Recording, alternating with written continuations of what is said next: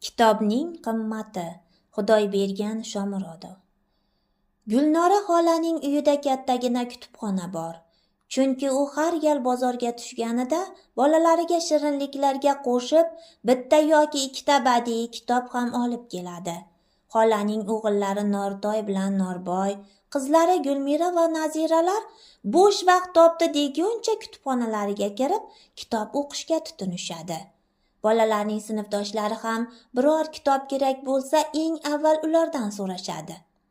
Nortoy aka, dedi Nazira nonushta paytida. Mehrobdan chayonni o'qib bo'ldingizmi? Dugonam so'rayapti. Ozgina qoldi. Bugun maktabga olib ketaman. O'qib tugatsam senga aytaman, dedi Nortoy. U sinfga kiriboq partasi ustiga kitobni qo'ydi-yu, o'qiy boshladi. O'qishga qiziqib ketganidan dars boshlanib, sinfga muallim kirib kelganini ham sezmadi. Eltoyev, kitobni uyda o'qish kerak edi.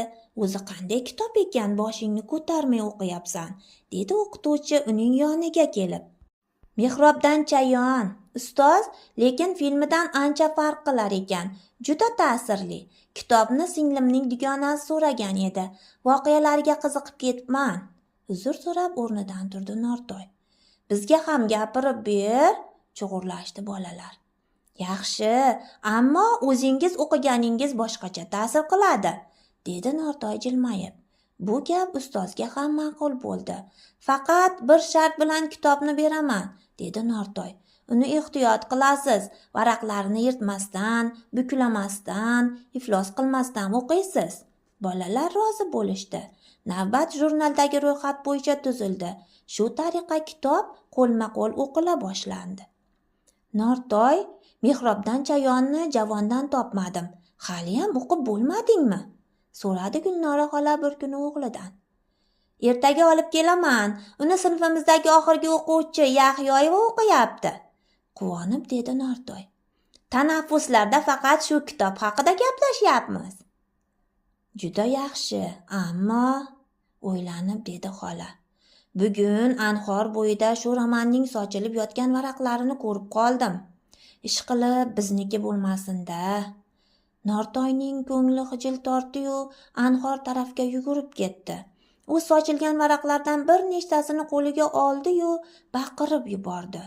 Chunki oyisi har gal yangi kitob olganda uning ichki muqovasi va 3-sahifasiga Gulnora Xoliqova shaxsiy kutubxonasi deb kitob sotib olingan kun va sanani yozib qo'yardi. Ertasiga sinfga kirsa, sinfdoshi Gulsanam yig'lab o'tiribdi.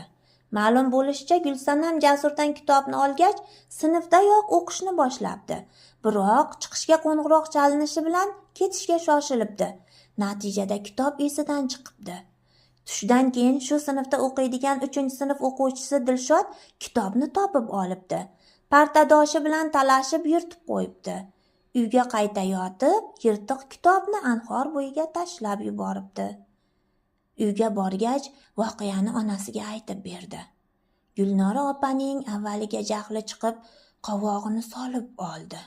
Keyin o'g'lining holatini tushundi shekilli.